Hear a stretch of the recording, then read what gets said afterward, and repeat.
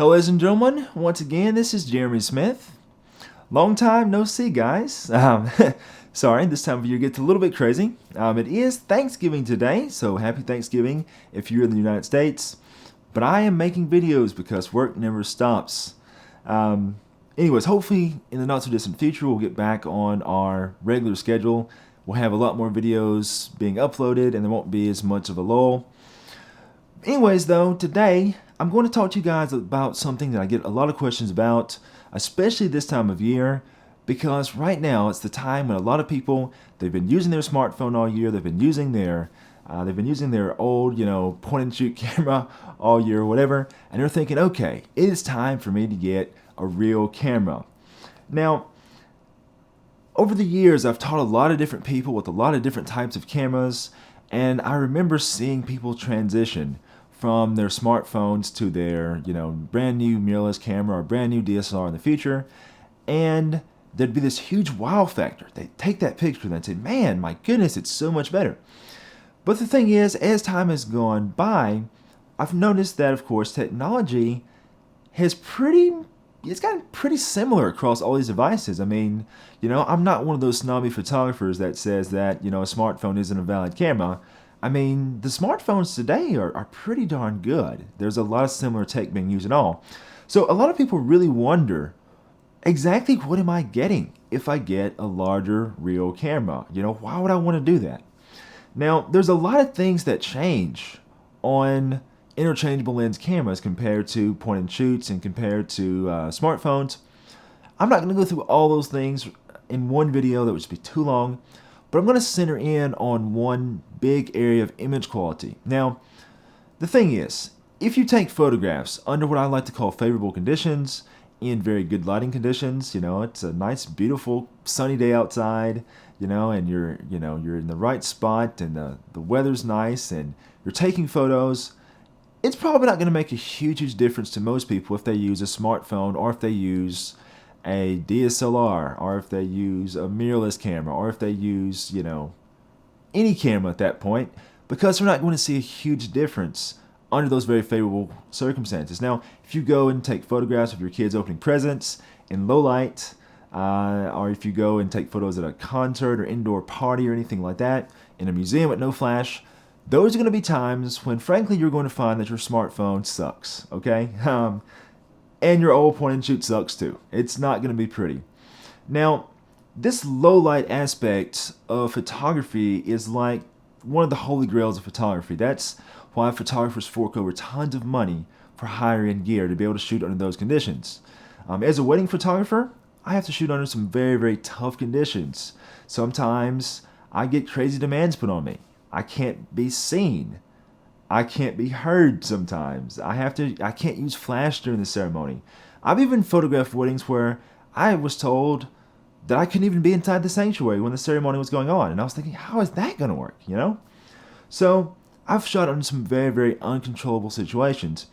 And so looking at all these different types of cameras, that's when we see a difference. Now, the number one thing about the camera, because lenses are equally important, but other thing that we're going to have to talk about in another video.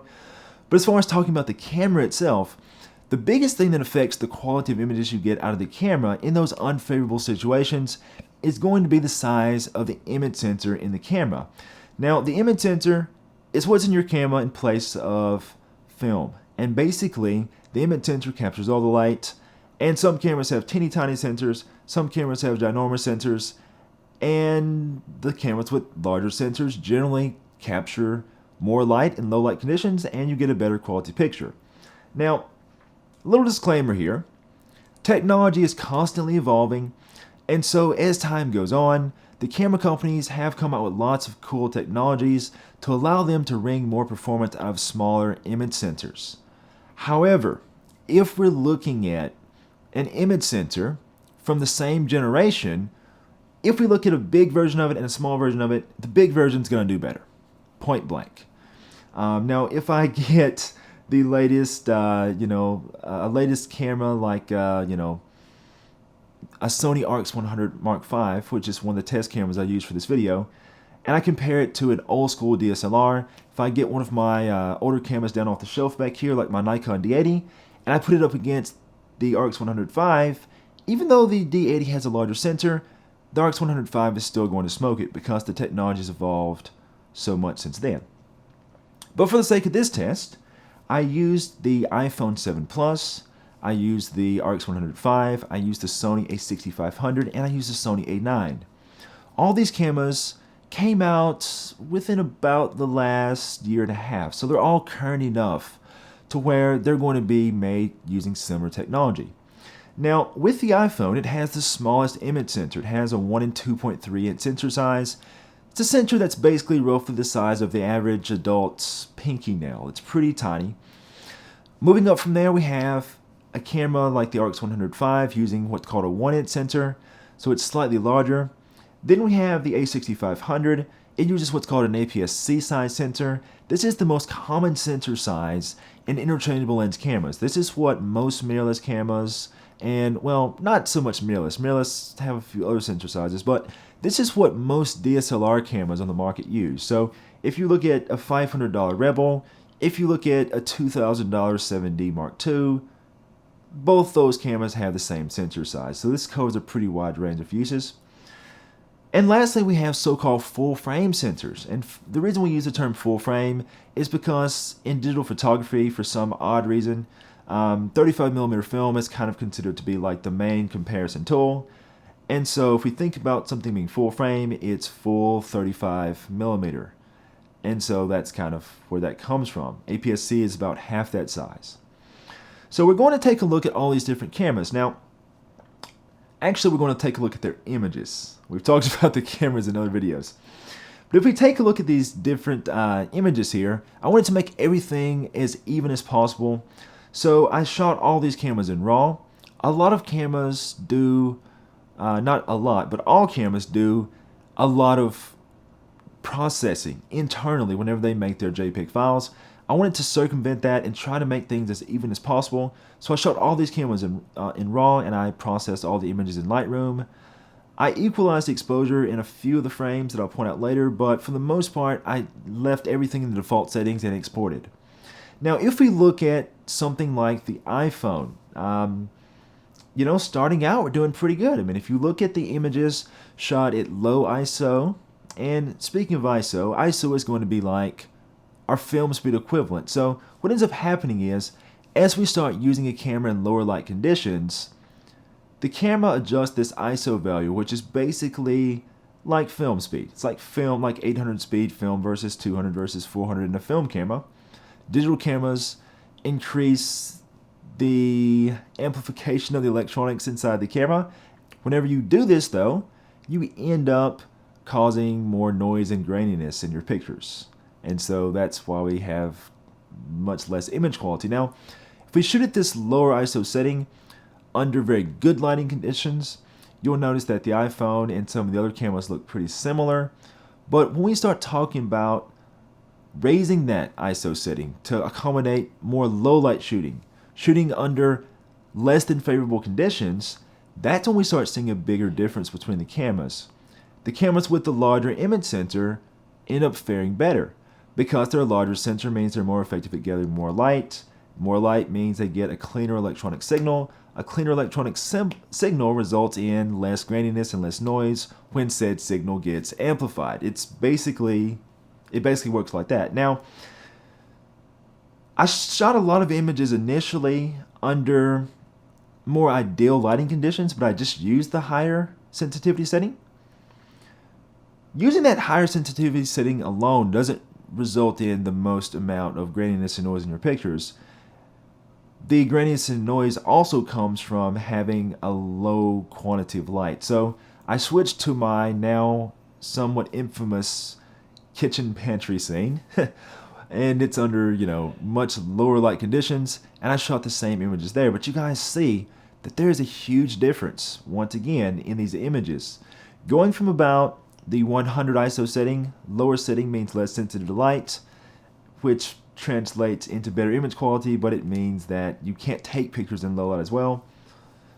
At that lower ISO setting, the camera even the iPhone looks pretty good, but as it starts to increase, so we see a big difference.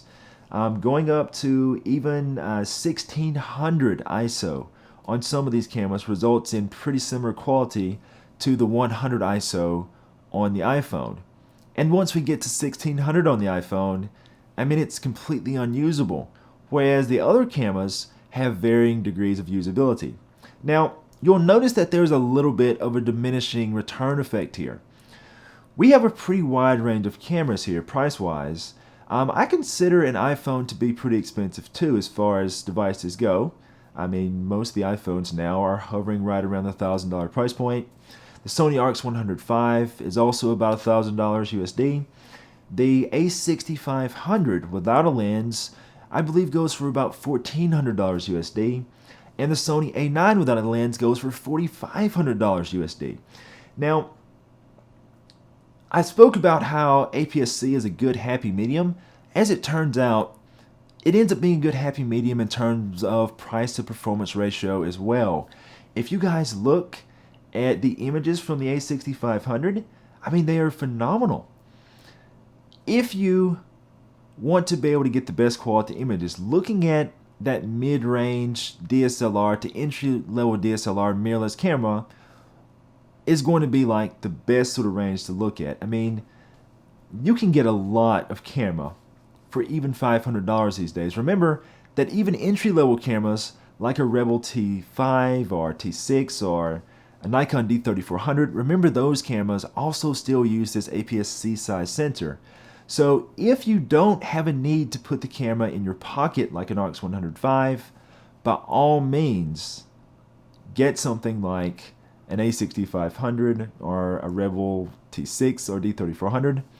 The only difference between $500 DSLRs and like $1,500 DSLRs that are still APS-C is going to be the fact that the higher end ones have more features, but they don't necessarily result in better picture quality. Going up to the A9 is over 3 times as expensive as the A6500, and you may be expecting 3 times the image quality, but I don't even know that it's twice the image quality in this particular test. But keep in mind, on that camera, there's a lot of other reasons why someone would spend over 3 times the amount of money on it. It has much greater battery life. It has one of the best autofocus systems in any camera known to man. It has dual card slots. It has a lot more customizable features. Basically, it has a lot of features that are critical to someone that's making their living with photography. If getting food on the table depends on you getting a shot with the camera, the A9 is what you need.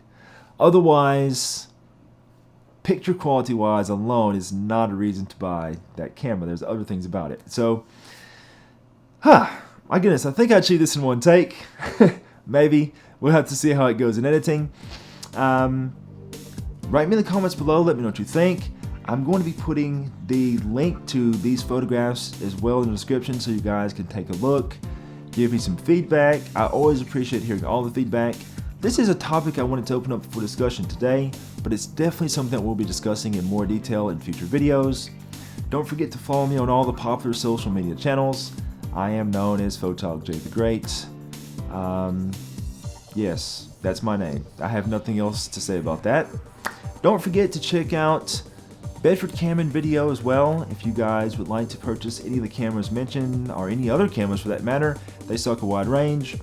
Use the GREAT as the coupon code to checkout so that way they know that I sent you, because, the GREAT code, the GREAT one, it all makes sense, right? Anyways, guys, until next time, this is Jeremy Smith, signing off.